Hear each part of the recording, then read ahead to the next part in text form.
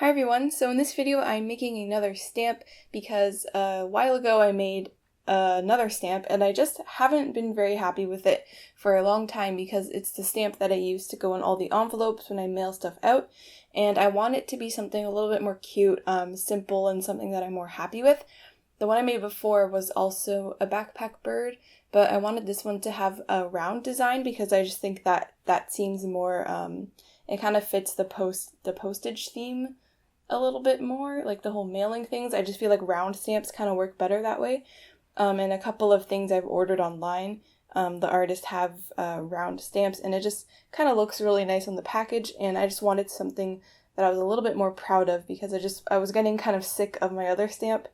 I was still kind of happy with the way it turned out, but carving out these stamps is a little bit difficult, and this time I tried to take what I learned the first time and I tried to kind of like apply the things that I learned to make a better quality stamp, or to just kind of follow my outlines a little bit better, because the time before I didn't go slow enough and I just wanted to really take my time with this one, and it still didn't really turn out perfectly the way I wanted it to, but I do like it a lot better than the other one. I'm a lot more happy with this one compared to the other one, so I'm excited to start stamping this onto all my envelopes now. And I'm really glad that it's in a round design, so I think that'll be pretty fun.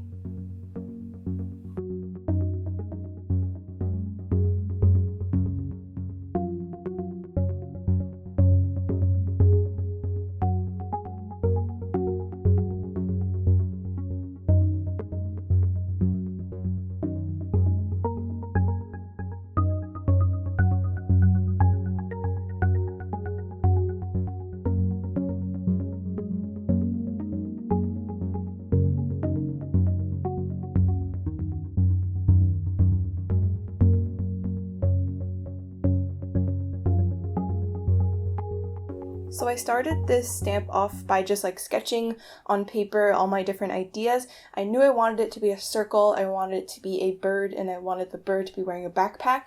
Those were all the criteria that I had in mind, and I did a couple of different versions, and I think I settled on the third one that I made. It's always good to do as many as you can, as many different versions of the same design as you can, to ensure that you get the best possible one. Because sometimes you don't know that a possibility can exist until you've created that possibility. After I sketched it out on paper, I didn't transfer it to the linoleum. The thing that I'm carving on is called linoleum. That's what you use to make like lino cuts and prints and stuff like that. It's basically it's very similar to stamp material. I don't know if it's the same thing, but it works the same way. And that's what I'm using, so I didn't actually like transfer it on. Instead, I decided to actually redraw the whole design. That way I thought it wouldn't be so stiff, because I find when I carve these things, I tend to make them very stiff, because it's really easy to do that. Like it's not easy to make the lines look super fluid and have a lot of movement, because they end up being stiff, especially if you're like me and you don't have like any experience doing little cuts or making stamps or prints or anything like that. It's harder to do if you're not as experienced, and it always ends up being really stiff for me.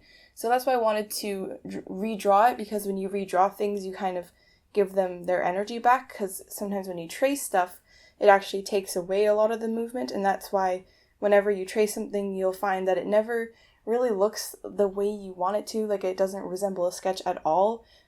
So that's why you never really get like the best results when you trace over your sketches. So redrawing stuff can really help with that, but also the problem with redrawing things is sometimes it's not going to look exactly like your sketch. It'll look different, but you might always think that your sketch looked better than it. And that was kind of the case here. Comparing the way the stamp looks to my initial sketch, I think the sketch just looks a lot better than what I ended up doing, because I did redraw it, so there are some differences. And also it's just a lot easier to just draw right onto the linoleum rather than like trying to perfectly transfer your image that you already made.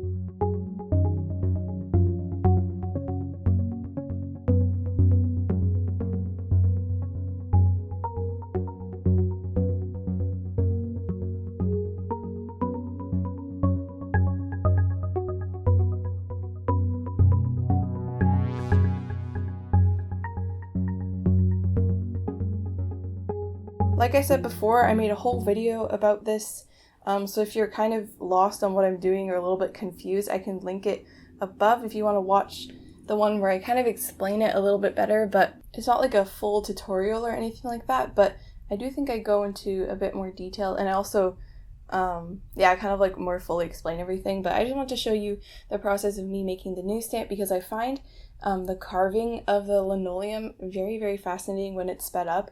I just think it's really cool to watch, so I hope you enjoy that footage. It's especially fun to watch when I'm using the bigger blade and a whole bunch of the stuff is carved off at once. I think it looks really cool.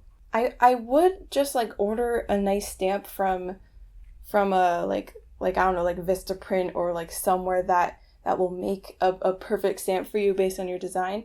It would definitely take a lot less time, but they tend to be like $30 to $40, and you add shipping.